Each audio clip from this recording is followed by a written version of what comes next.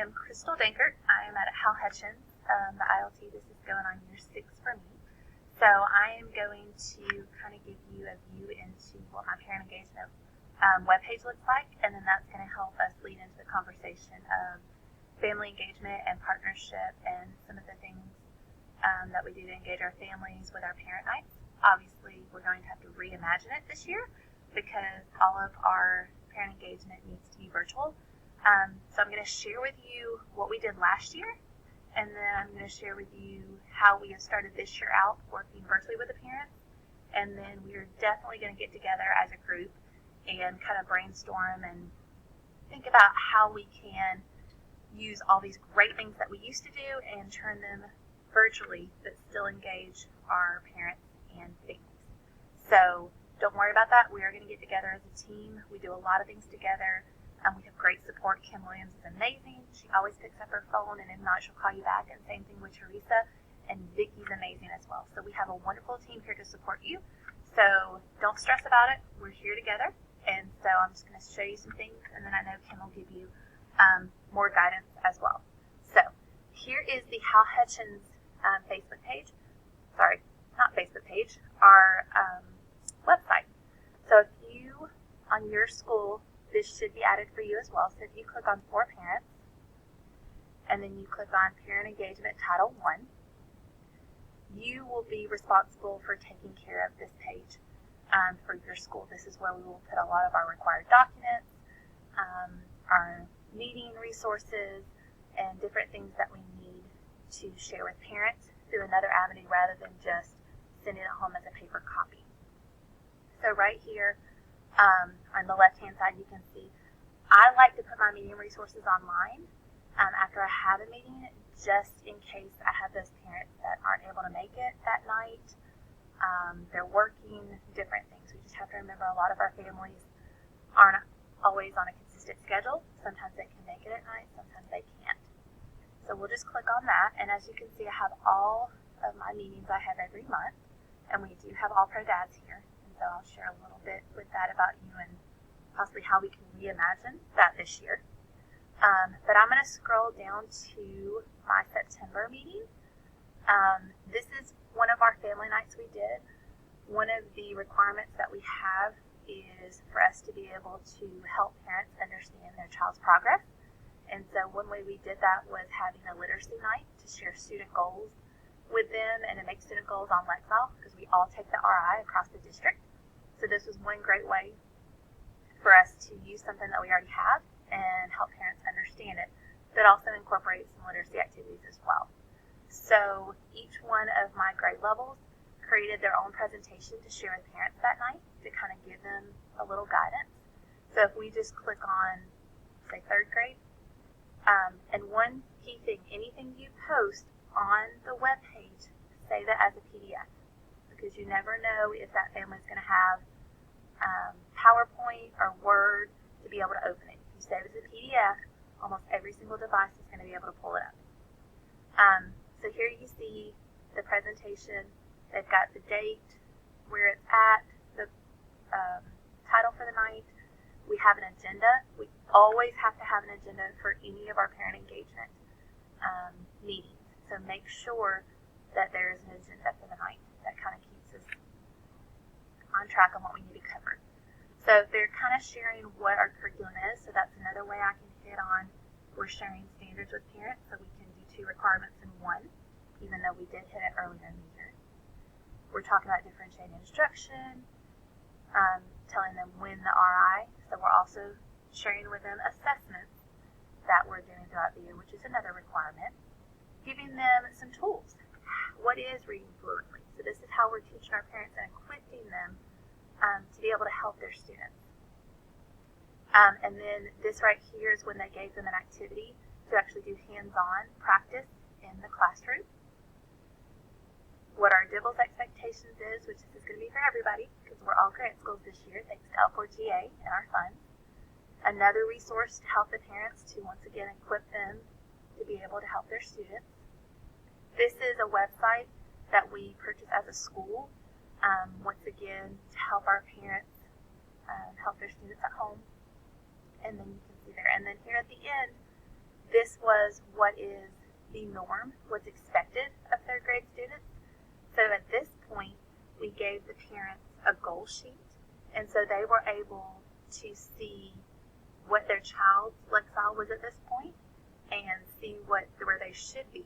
So they were able to have a nice conversation with their child, but also their child's teacher, on what is reasonable for them to be able to make growth for that year. Obviously, if they're already on track, we want to push them more. If they're not, we can talk about what's the reasonable amount of growth for them to be able not to push them too far. And then here's some research to go along with it of the importance of goal setting.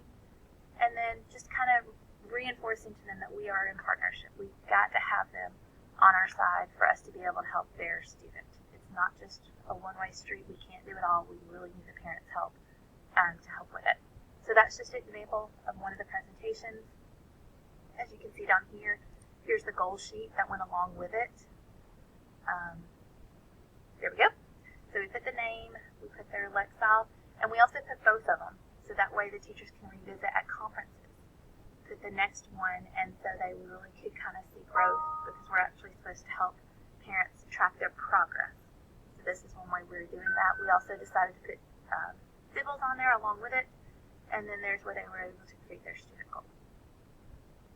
So that's just one example of how we did one of our family nights for the parents. We also fed them. So we set up times throughout the night where we had food available for the whole night. We had activities in the gym thanks to our amazing specials teachers, where we had fun activities integrated with spelling. We had relays with parts of speech. We had beanbag letter toss for the kindergartners. So they did a great job supporting in that area. So we had fun games. We had food provided by PTA, which was, they're an awesome partner with us. And then we had times throughout the night that parents were visiting their classroom to be able to get this presentation and this data from their teachers. What we moved to this year is we had 2 set times. That way teachers can give one presentation, and then they can give the same presentation again for those families who have siblings in our school, because we didn't want them to miss one or the other. But then also for those who couldn't make it, I make it available on our website. And here's the literacy guide that I gave them. This, I'm not going to take credit for. Wendy Howard was amazing and gave me this, and I kind of took it and made it my own. So you can see we all help each other out and collaborate with each other. So this was what I gave my parents when they walked in the door. That way they could see what sessions were available, where, and at what times. And then also another time to give them a tip on what they can do to help out their child. And this is just a nice little plug on how we can show what we're doing for our family nights is in alignment with our school improvement goals. And then one other wonderful thing that, once again, Wendy, who is now a wonderful EAC, she gave the idea to reach out to our community members and do raffles. So every parent that came in was able to complete so many activities for the night, put it in a raffle, and as you can see on here, South Paulding High School was amazing on giving us athletic tickets, as well as Atlanta United 2, their farm team. We were able to send a family out there and just have a fun night. So obviously this year we're going to have to reimagine what that might look like. It might be items rather than going to events and spending time, but we will work together and we will figure that out. So those were some of the items to go along with a family night. We have Kim, I don't have the new sheet. There is a new sheet to fill out for every family night you have. Kim Williams will send you the sheet, and it has exactly what you need for the family night. You will obviously need a sign-in sheet.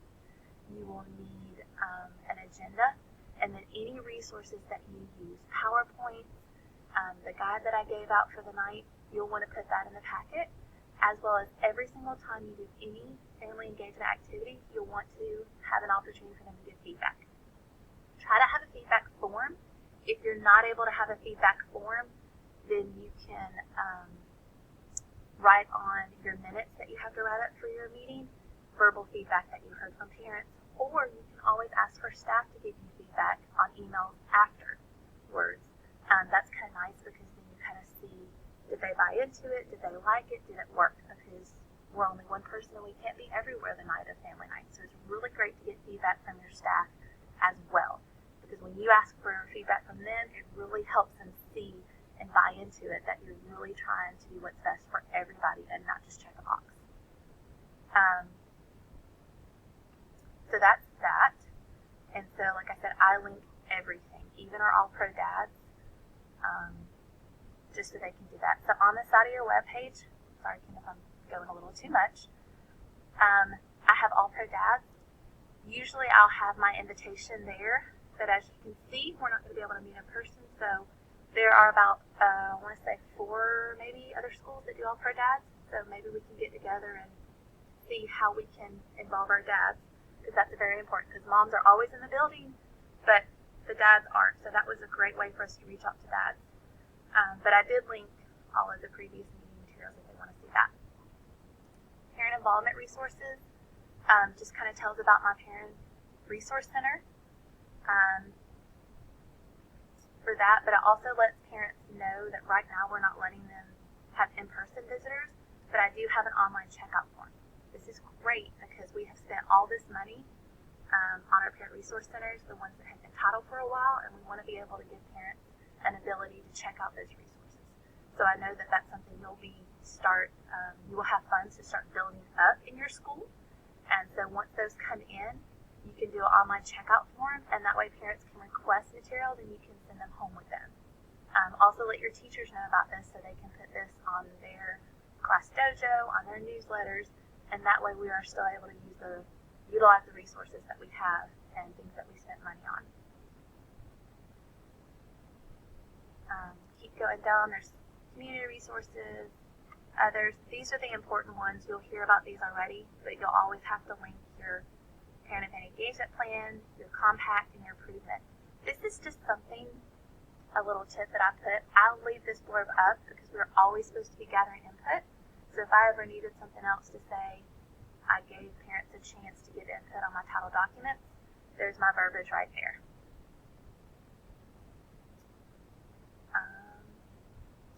And I guess that is it. What I can go back to my homepage and I can show you kind of with a couple minutes I have left. This is what we did this year for input. We were not able to have a meeting like we usually do. We do a survey every spring, and that counts as one of ours, and then we're supposed to have 2 input meetings, just to cover and give the parents 2 ways to give us input. Well, they're not allowed in the school. So what I did is I put this on my homepage. So I linked all the documents down here where they could click on the form. I also covered, for documentation reasons, I sent it home in person for every one of our in-person students yesterday on the first day of school. So that way, for equity reasons, everyone who asked for in-person instruction gets a paper copy. For our virtual students, who their parents signed up, I sent an email to our virtual teachers, and they sent an email out to their parents offering them to give input in that way. So both students were given the ability to give input, and I've actually already received some of those forms back. Another tip, colored paper. You want to buy it. Anything you copy in color, it really grabs their attention. So I put this here. You can link things. So obviously I put the agenda here because I needed an agenda for my meeting. The input form is here so they could open it. The only reason I left this as a Word document is so they could open it, edit it, and they could email it back to us. And so, sorry, I have 2 screens, so it came open on the other screen. So there's that.